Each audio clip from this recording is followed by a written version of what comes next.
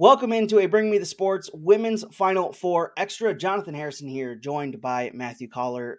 The 2023 Women's Final Four takes place this weekend with the semifinals this Friday and the national championship game this Sunday, Collar. So, on one side of the bracket, we have number one Virginia Tech taking on number three LSU, a battle of conference runners-up, LSU finishing second in the SEC behind South Carolina, and Virginia Tech finished second in the ACC behind Notre Dame. What is the preview for this matchup?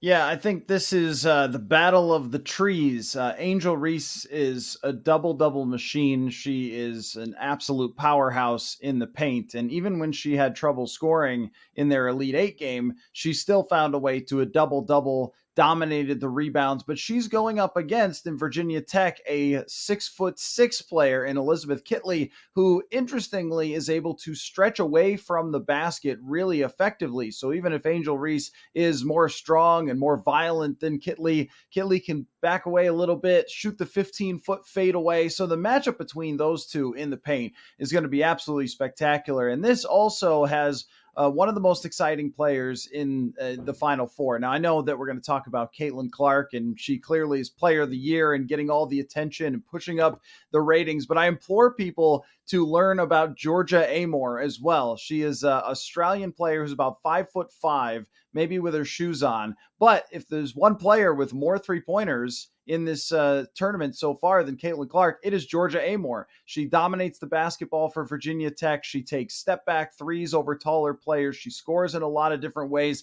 But LSU has got a lot of size and a lot of talent. I mean, this is a very good matchup of two programs that honestly, were not really expected to be here when the season started. But Kim Mulkey has done an incredible job at LSU, as she always does throughout her career. And then Virginia Tech is kind of, I mean, they were a good team, as you mentioned, but sort of the little engine that came together over this year around those two players as their stars. So this should make for a very good matchup. And I think it comes down to what happens in the paint and if Georgia Amoore can take over from deep.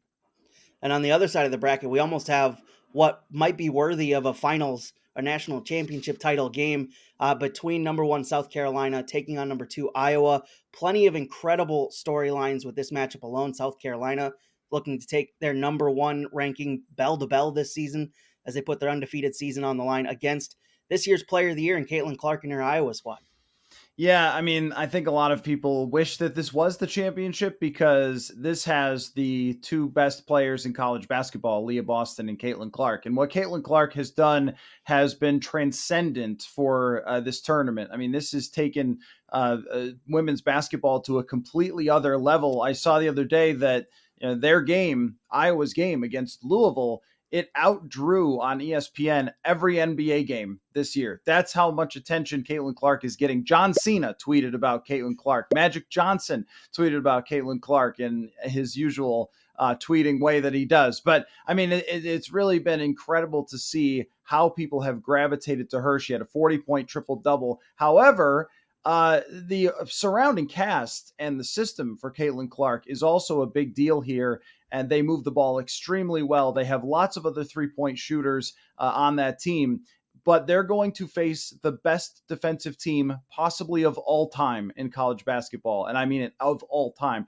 One of Iowa's tallest players is the same size as a guard in terms of height for South Carolina. They have a 6'7" player who is absolutely dominated, who only plays about 18 minutes a game and averages 8 rebounds. I mean, this is an incredible defensive team in South Carolina. They have a player named Bree Beal who is tall, lanky, and she's probably going to track around Caitlin Clark for much of this game. So it really will come down to, can Iowa move the basketball against them? Can they get in transition where they are so excellent against the South Carolina team? And can they make their first shot? Because you're probably not getting a second shot. This South Carolina team is truly incredible when it comes to the group of athletes they've put together. But it's a great matchup of stars across the board. I wouldn't say it's a guarantee that the team that wins the national championship, but it sort of feels like that's what's on the line here with South Carolina and Iowa. Should be tremendous basketball.